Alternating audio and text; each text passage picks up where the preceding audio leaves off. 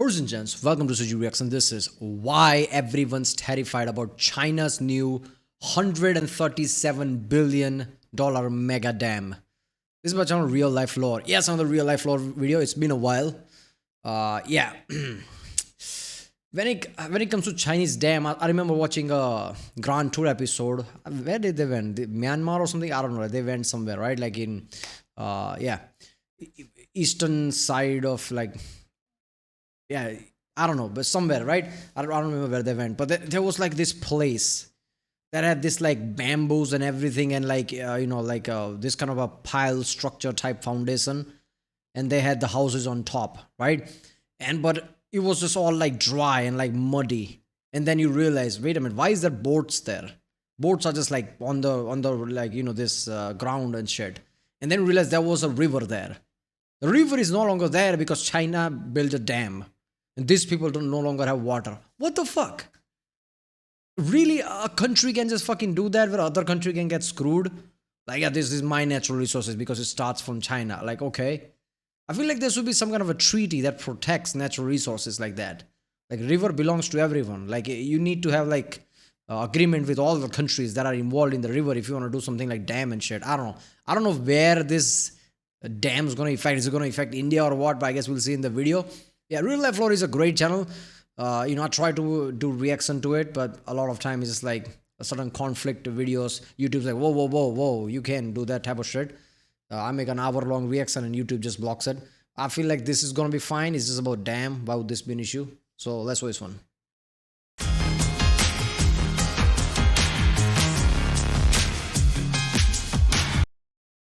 Remember, if you like my reaction, don't forget to like and subscribe so I know which type of videos to react to more. I like watching geographical, geopolitics type of video like that, geographical related, I don't know, dams and things and what's happening, how is politics working that way. It's really interesting to see because a lot of decision comes in the future. Like, where that come from? Like, usually it has like a hidden shit like this, right? If India does something in the future, why did they do that? Oh, because India doesn't like the China's building dam. Oh, this country did this. Why did they do that? Oh, because of this.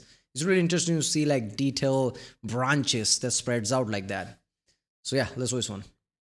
On Christmas Day, the 25th of December 2024, the People's Republic of China celebrated the occasion of the 13th anniversary of the inauguration of the Three Gorges Dam, which is still to this day the largest and most impressive hydroelectric project ever accomplished in human history. Spanning across China's Yangtze River, the Three Gorges Dam cost roughly $34 billion to construct, and it produces enough electricity to fully power all of the needs of a moderately sized modern country like the entire Netherlands. So titanic is the scale of the Three Gorges Dam that its construction has resulted in a measurable impact on the Earth's rotation that'll last for millions of years long after our own species goes extinct.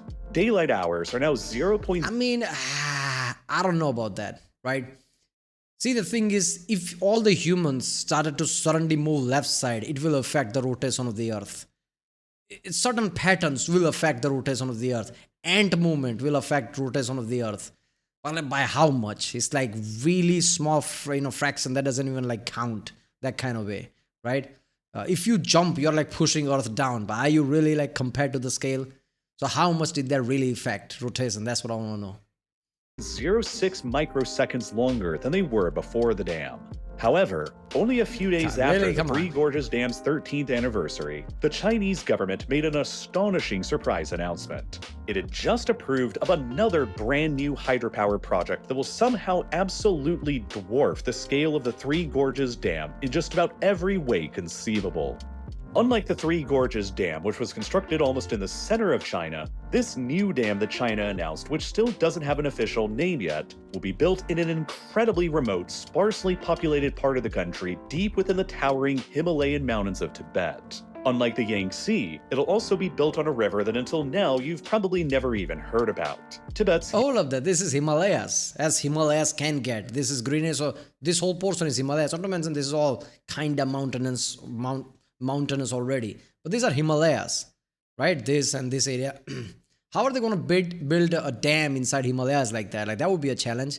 Not just to build it, like, sure, you can build it, like transporting all the equipment and resources. I mean, China can do it, I guess. Why not? Yarlung-Tsangpo River. But whenever it's eventually finished, the Chinese government expects that this new dam built across this remote and obscure Himalayan river will be capable of producing an astonishing 300 billion kilowatt hours of electricity per year, roughly triple the power capacity that's currently manageable by the Three Gorges Dam. The scale of this— that's like huge. That could power like a small-sized country, right?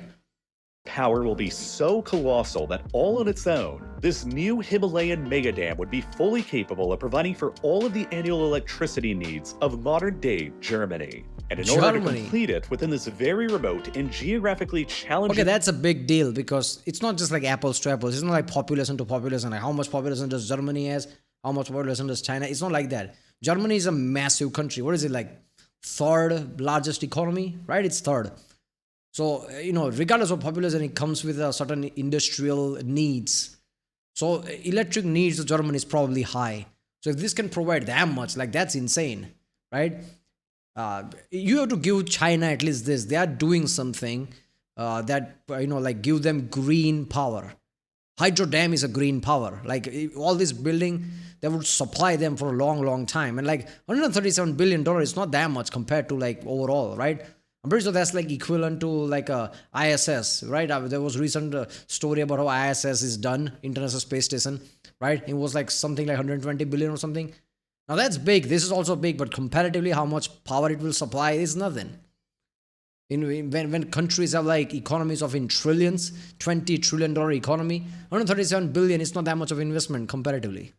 Environment, the Chinese government projects that it will end up costing around 1 trillion yuan, or about 137 billion US dollars, about 4 times the price tag that it cost to finish the Three Gorges Dam, and making it among the most expensive engineering mega projects to ever be attempted in human history, on a comparable scale to the cost of the International Space Station program. And China will not only have to overcome the financial challenges to finish the dam out either, it'll have to overcome the construction site's unique geographic and geologic challenges as well. Massive risks of earthquakes and landslides, and the sharp geopolitical objections to the project that have already come from nations further downstream the river, like India and Bangladesh, who fear that China could be building the new dam to weaponize a significant amount of their water supplies during an intensifying period of climate change and water scarcity, leaving tens of millions of their citizens' water needs at the veritable mercy of Beijing. And damn, look at the number. I've never been a place where there's this many people, man. I know people have this vision of India where everybody's just crowded like that, but very specific places, not everywhere, not most of the places. It just gives me anxiety. Like, look at the numbers, look at how long it is, like how many people are there, damn. In order to fully understand and appreciate how utterly insane this whole project really is, it helps to start out with the geography and the history of the river where this new dam is being built on. The wild river that before this video you probably never even heard of, the Yarlung-Tsangpo. An utterly raw and untamed river, the Yarlung-Tsangpo begins high up in the glaciers of Tibet as so many other of Asia's greatest rivers do. It flows from the west of Tibet to the east for roughly 1,600 kilometers, before it suddenly and violently U-turns at this location, known as the Great Bend, before then radically shifting its course to the south through India and later Bangladesh, where it empties out into the Bay of Bengal, and where it respectively becomes known as the more well-known Brahmaputra River in India, and later as the Jammu. Oh, that's big. This will cause issues with India. If this affects Brahmaputra River, yeah, it's gonna cause issues. Yeah, I don't know, man. With the current government that is in India, like they are not pushovers, right? Like this will cause ramification if it's a big deal, right? I guess they're allowed to check it if this dam gonna affect it, how much. If it affects it too much, like there'll be issues in the future. That's just fucked up. Muna River in Bangladesh. While the river is still known as the Yarlung-Tsangpo as it flows through Tibet and China, it is the highest elevated major river that can be found anywhere on the Earth, with an average elevation of about 4,000 meters above sea level, nearly as high as the highest peaks in the Alps are. Flowing through the Himalayan mountains themselves, the river is located in such a remote, sparsely populated, and difficult-to-reach part of the world that for most of human history, it wasn't even entirely clear if the Yarlung-Tsangpo and the lower Brahmaputra were even the same river at all. In the late 19th century, there was significant speculation among geographers that the two rivers were indeed probably the same, but there had yet to be any scientifically conclusive proof. The quest to become the first to prove that they were the same river was even further hyped up by the peculiar differences in elevation that was measured between them, since the Brahmaputra River was thousands of meters lower in elevation than the Yarlung-Tsangpo was. This led to runaway speculation at the time that somewhere deep in the then uncharted and unexplored wilds of Tibet, the two rivers could have been linked by the biggest waterfall on the planet, which only further encouraged daring explorers to set off into the Himalayas in search of the proof. It ultimately wouldn't be all the way until the year 1913 when an expedition finally confirmed that the Yarlung-Tsangpo and the Brahmaputra were indeed the same river. And although no massive single waterfall was discovered linking them as many had initially hoped, what they actually did end up discovering— I mean, it could be just like inside the mountain sliding slowly down with just like downward trajectory, and eventually, yeah, you'll get that much of elevation. Why not? It doesn't have to be one giant waterfall. Imagine that. Some kind of an inside mountain cave type system, you see giant waterfall, like it's Skyrim or something. That would be awesome, but that's not the case. Was arguably even more impressive, and is still nothing less than one of the most poorly known about great natural wonders on the planet. From its source high in Tibet to where it becomes the Brahmaputra lower in India, the Yarlung-Tsangpo has to roar down through nearly 8,000 meters of elevation. Around the Great Bend of the Yarlung-Tsangpo, where the river violently arcs for roughly 500 kilometers and makes that sharp U-turn toward India, there's an especially violent 160-kilometer long or so section of it, where the river rapidly plunges in elevation by more than 2,000 meters. The steepest drop of any major river on the planet, and which forms a gorge that's roughly 3 times the depth of the Grand Canyon in the United States, as measured from the nearby mountain summit to the Yarlung-Tsangpo's riverbed. In fact, this canyon throughout the Great Bend that the river carves through the Himalayas here is now widely recognized as being both the longest and the deepest canyon anywhere on the Earth's surface, which has earned it the nickname as the Yarlung-Tsangpo Grand Canyon. For decades after Tibet was invaded and annexed by China in 1950, this majestic but obscure natural wonder was strictly off limits to outsiders, and was generally hidden from the outside world until the government began issuing permits to visitors again beginning in the 1990s, which then led to another modern race to become the first person to successfully kayak through the world's longest and deepest canyon. But the conditions are so wild and extreme here that kayakers began referring to the Yarlung-Tsangpo as the Everest of rivers, another nickname and legacy for the world's highest major river that has remained for decades. Multiple people lost their lives attempting to kayak through the river's Grand Canyon in the 1990s. I mean, it's so extreme. I mean, it's the same mountain and chain, Himalayas, Everest, Himalayas, kind of the same thing.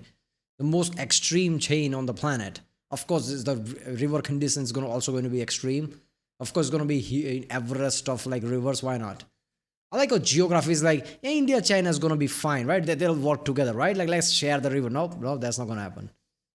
90s, and it wasn't all the way until 2002 when a team finally managed to successfully kayak through the canyon's entire descent. Throughout the entire history of the region, it's still believed that no single human has ever managed to travel along the Yarlung-Tsangpo's entire length from beginning to end, a theoretical achievement that's still waiting to be claimed by someone who's either brave or foolish enough to try it. It is believed that for years, if not even decades, the Chinese government was also See, the thing was, years before, people used to do all this challenge shit so they can have their name in the paper. In the modern social media age, people can just make a 30-second clip if it's catchy enough, and there you go, they have TikTok famous. Why would they do that? Why have this kind of a long-ass kayaking or whatever the fuck thing that is and risk your life? And you can just make a TikTok small, and there you go.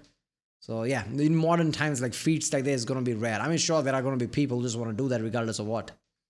Aware of the Yarlung-Tsangpo's enormous hydroelectric potential and was quietly busy researching the feasibility of harnessing it just behind the scenes. You see, China possesses by far the largest latent hydropower potential out of all of the world's countries today, with enormous water volumes crashing down through the country in multiple giant rivers from the mountains in provinces like Tibet, Sichuan, and Yunnan. China possesses nearly 3 times the amount of hydropower potential as the United States possesses, and roughly double the amount of hydropower potential as Brazil, the country with the second highest potential globally. Tibet alone represents roughly 30%. How many number one thing China has? Most rare earth material, sure. Most geographical advantages like rivers and dams and shit, sure. China is a powerful country, and China can build infrastructure that would make them powerful for years to come, like natural green resources like hydropower dams and shit. They can do a lot of things with their rare earth elements and everything, right? Like if they do it smart enough, like they can secure their country for centuries to come.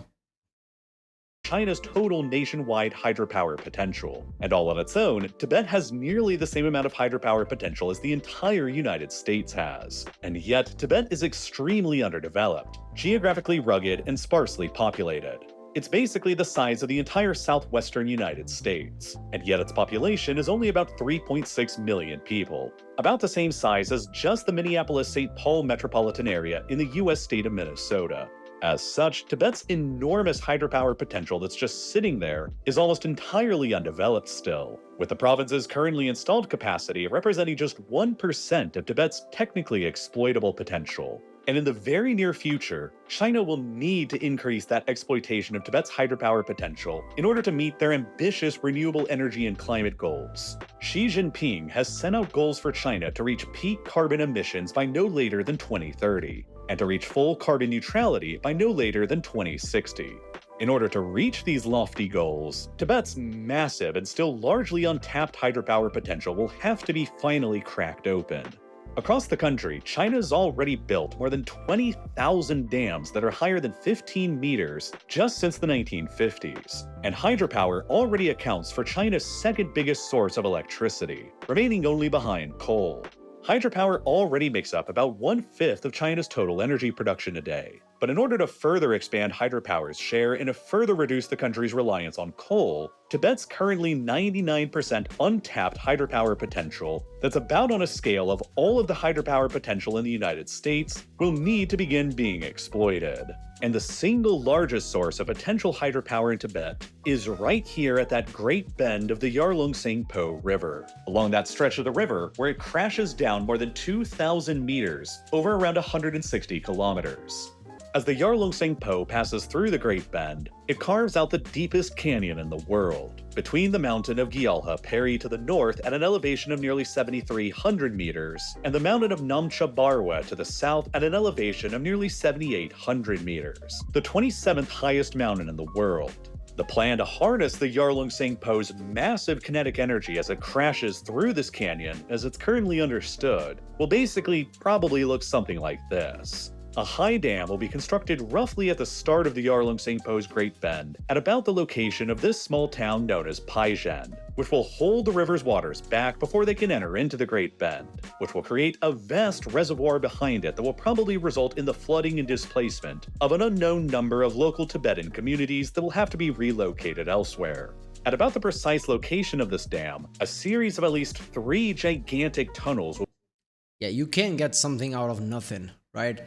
So if you tap into that kind of kinetic energy, that will have ramifications going forward, like how and where the river will flow after that. Once you tap into that kinetic energy, the river doesn't have that kinetic energy anymore. If you take it from it, like if you turn it into like energy and like hydropower, right?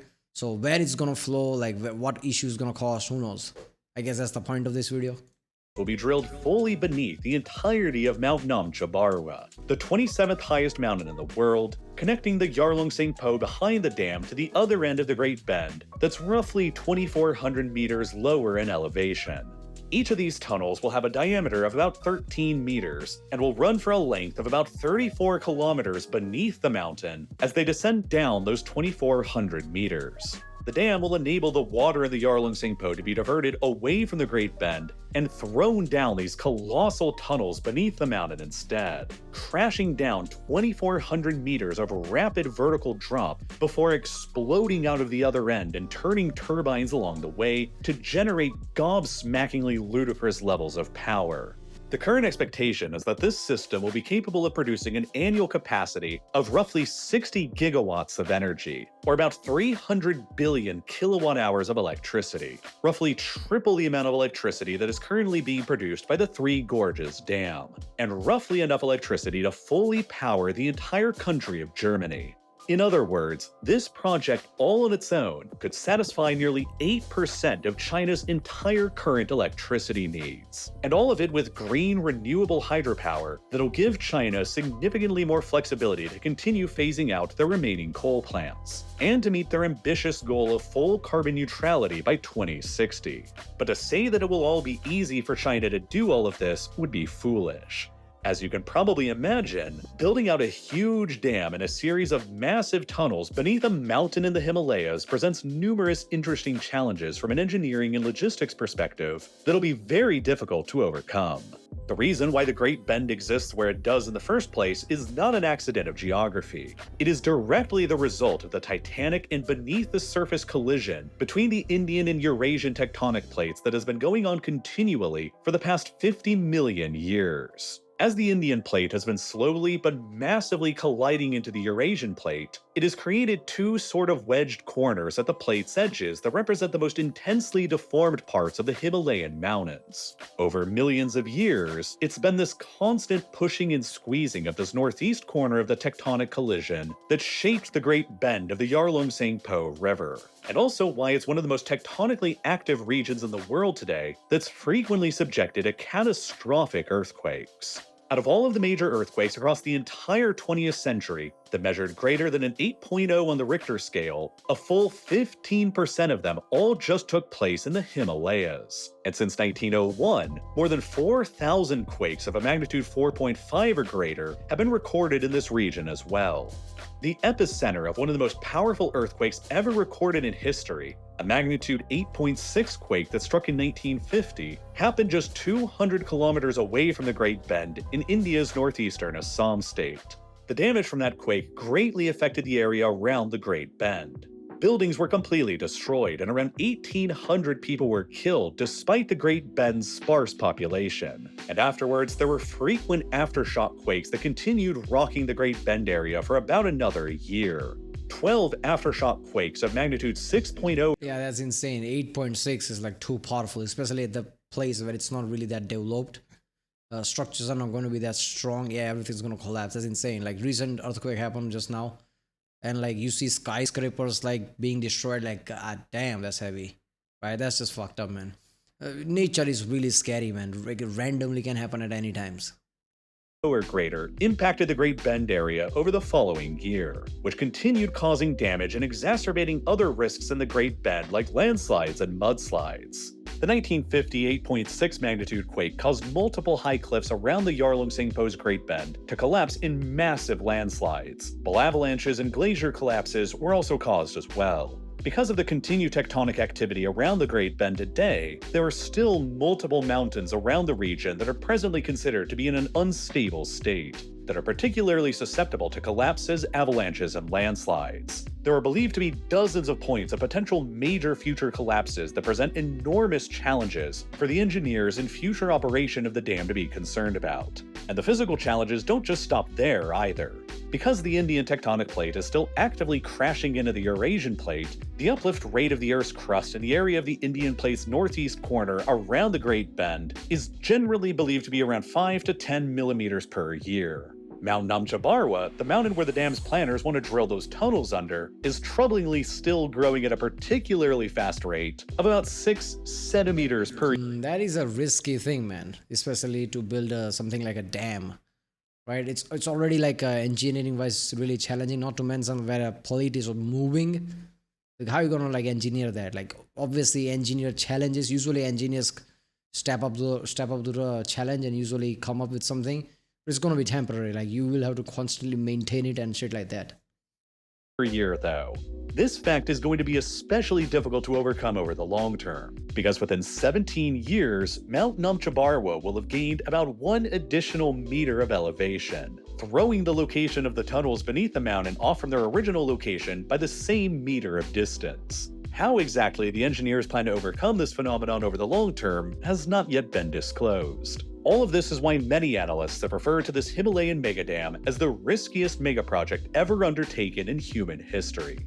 Moreover, the extreme remoteness of the location where this whole project is being planned in means that there's very little existing infrastructure in place to handle all of the massive construction and excavation requirements that'll be needed.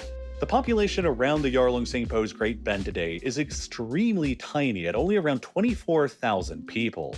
Up until very recently in 2013, the Madog County in Tibet, where the Great Bend is largely located, wasn't even connected to the rest of China by a major road that was accessible all year round, transporting the enormous numbers of workers, equipment, and construction materials to what is still a deeply remote and difficult to access location. Yeah, that I was saying at the start of the video, like, okay, building a dam is challenge, but like transport, logistics, are you gonna transport equipment, people, resources?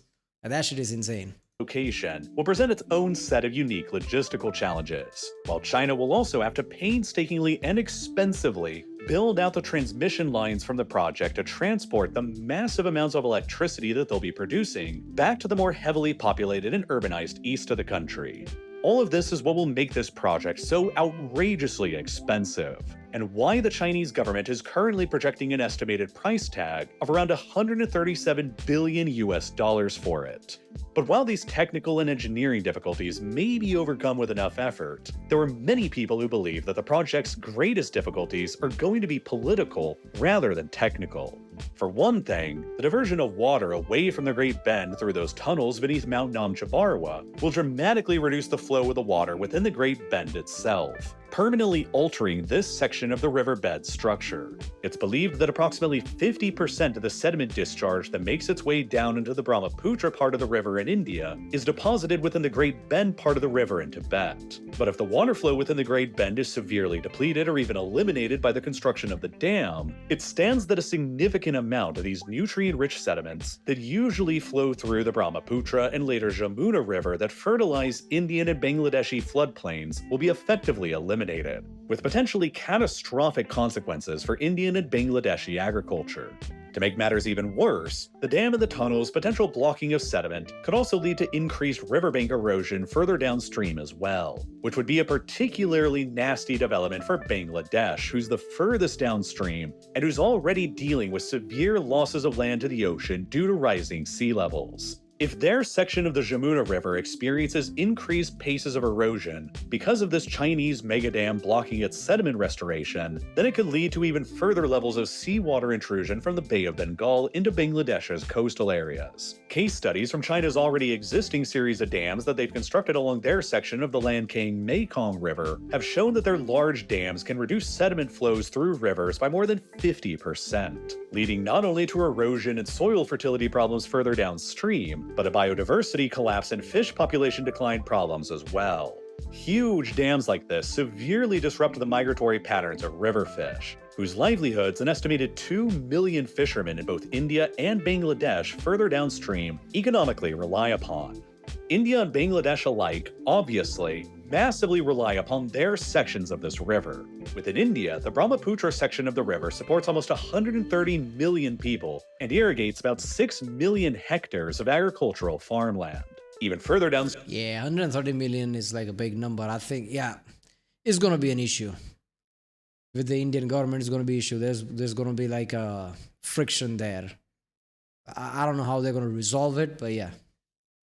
Stream in Bangladesh within the Jamuna section of the river, its continued uninterrupted flow is literally vital to Bangladesh's entire state survival, and its whole massive population of more than 170 million people. Despite how only 8% of the Brahmaputra-Jamuna river basin exists within Bangladesh, this river system provides for more than 65% of all of Bangladesh's water supply, including about 55% of all of Bangladesh's irrigation needs. Bangladesh and India alike are, perhaps understandably, deeply fearful and suspicious of China's motives behind building this new Himalayan megadam. A report from 2022 by the Bangladesh Ministry of Environment, Forest and Climate Change found that even just a 5% reduction in the Brahmaputra's flow could end up resulting in a 15% drop in agricultural output in certain parts of the country. Not too far away in the future of 2040, two of the most heavily water-stressed areas in the world will be virtually all of India and northeast China, the two most heavily densely populated places on the planet, with water-rich Tibet sitting directly between them. India and Bangladesh alike are both fearful that if China actually ends up building out this dam along the Yarlung Po, Beijing will effectively control the tap to a significant amount of their own water supplies, giving China the theoretical ability to deliberately hold back water on the river or to decide on strategically flooding the river in order to exert pressure on India during an unrelated crisis or negotiation. But in many ways, at least for India, these fears appear to be pretty overblown. Despite about half of the Brahmaputra River basin existing within China, the Yarlung Po section of the river actually only contributes a minority to the basin's total water discharge. The UN Food and Agriculture Organization has estimated that the waters from China contribute to only 30% of the Brahmaputra's total flow. The vast majority of the remaining flow in the Brahmaputra comes from rainfall further downstream within the lower elevated areas of India itself, which might come as less of a surprise when you realize that this area of India where the Brahmaputra runs through is literally one of the rainiest locations on the entire planet. That's the main point. So no, it's not going to cause issues, right? Yeah, it's a problem like dam, however issue dam will create, overall it's not going to matter much because it's at 30% and it's not going to cause 30% of the issue. Dam doesn't work like that. So yes, there will be some issues, right? I don't think it's going to be issue enough where there's a friction. So yeah, makes sense. China could still, at least in theory, use the dam to restrict that other 30% of the Brahmaputra's flow though, which would be pretty bad for India. Yeah, that's war. I don't think they would do that. India's not some moron, right? Like but through experts and things, they can analyze it like what China's doing. They'll be basically act of war, right? At that point, China's just like, okay, fight me. That's the element. India, Bangladesh, but perhaps less apocalyptically bad as some other commentators on this have suggested. Nonetheless, India and Bangladesh are not particularly happy about China having this potential ability at all in the first place, which could be made worse during a particularly bad dry season when the rainfall isn't contributing as much to the river's overall flow downstream. And nor are they happy about the potential ecological damages to their fisheries, soil fertilities, and increased riverbank erosion rates that the dam could cause for them as well. China has promised that the project will never negatively impact India or Bangladesh in any way, and they've promised that the water flow of the Yarlung Po into the lower Brahmaputra will not be impacted by the project. Yeah, pinky promise. I don't think they're going to cause issues because right now China is trying to figure out like how they're going to supply green energy in the future. So they're not going to do something that aggravates anyone. Like they're not going to piss off India or something like that. They're trying to do something, right? Which every country is, I'm guessing, is trying to do. But China is like really in that position where they can do something about it with so many like geographical advantages and shit like that. So yeah, I don't think there's going to be an issue here. Project at all. But based on the rather negative experiences that Vietnam, Cambodia, and Thailand have seen from China's construction of other dams on the upper reaches of the Mekong River, and owing to China and India's frequently adversarial geopolitical relationship, their trust in China's word isn't exactly very high. China never consulted with either India or Bangladesh in any way before they unilaterally declared that they were just constructing the dam. And there's currently no treaty on water sharing on the river that exists between China, India, and Bangladesh either, meaning that there's currently no legal mechanism in place for either India or Bangladesh to resist China holding back water flows on the river after they finish the dam. India is also anxious about the megadam's location being placed just kilometers away from the extremely contentious line of actual control, their heavily disputed border with China. Across the whole Himalayan region, India and China dispute multiple territories that collectively add up to about the size of the US state of Pennsylvania, the single largest chunk of which is the Indian-controlled and administered state of Arunachal Pradesh, that's immediately just to the south of the Great Bend. And now I get it, why China was saying, oh, Arunachal Pradesh is ours, and naming them in their own map, because they're trying to build a dam very close to it. And if they have like a place there that belongs to India, that's a problem. So I don't know what their goal is. They think they're going to take the place. That's not going to happen. And not in a million years. It's going to cause frictions. If it causes friction, their dam is the one who's going to be screwed, right? Like, let's just say during the friction, dam could get damaged or something. So I think all China can do is just like keep diplomatic relation and try to calm down the situation, right? This is why like recently there was the whole issue like, oh, Arunachal Pradesh is ours and all that shit. Site of China's proposed mega dam. China claims the entirety of Arunachal Pradesh and its 1.4 million people for itself. and refers to the territory as South Tibet instead. Thus, one of India's greatest fears is that the construction of this mega dam so close to this disputed territory will enable China to rapidly develop its side of the border with advanced infrastructure and energy links that'll enable them to project even further power south into Arunachal Pradesh once it's all finished. So, very shortly after China first announced the Yarlung-Tsangpo megadam project back in 2020, India decided to announce their own retaliatory dam on the lower Siang River, immediately downstream. At an estimated price tag of $13.2 billion, this would become the largest dam ever built in India if realized. The Indian government has argued that this dam's construction would be necessary to offset the negative effects of the Chinese megadam further upstream, since its big water reservoir would help to offset any potential disruptions in the Brahmaputra's water flow coming from China. But India... How would another dam offset it? How does that work? Like, if one dam causes the speed of flow and all that, like, how is another dam going to speed it up? I don't know. India's construction of another megadam on the river to counter China's even bigger megadam stands to just impact Bangladesh, the furthest downstream, even more negatively. India's megadam will exacerbate the already negative effects of China's megadam on Bangladesh even further, blocking even more sediment from reaching Bangladesh and further negatively affecting Bangladesh's soil fertility and riverbank erosion rates, and disrupting even more of Bangladesh's river fisheries. Bangladesh is like, so India, what you gonna do about it? What, China's threatening both of us. India's like, yeah, you know what I'm gonna do? I'm gonna build my own dam. Like, what the fuck? Yeah, I'm gonna do that. I'm completely screwed there. Yeah. Dam versus dam. That's what it is. As Bangladesh also exists on the front lines of climate change and is expected to experience catastrophic flooding levels later this century. As it currently stands now, China expects that its Himalaya megadam will be completed and fully operational by the year 2033, within 8 years of this video's release date.